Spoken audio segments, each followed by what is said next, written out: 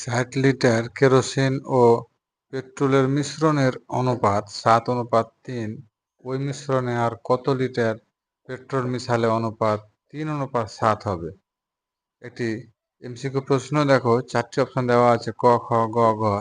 এটা আমি খুব শর্ট টেকনিকের সাহায্যে শিখিয়ে দিব। অঙ্কটা তোমরা দেখো, এটা কিন্তু মোট সংখ্যা থাকবে। এই সংখ্যাটা হচ্ছে আমাদের মোট সংখ্যা।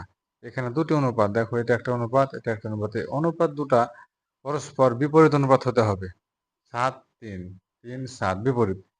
এই ধরনের অনুপাত যদি হয় তাহলে তোমরা এই নিয়মটি ফলো করবে।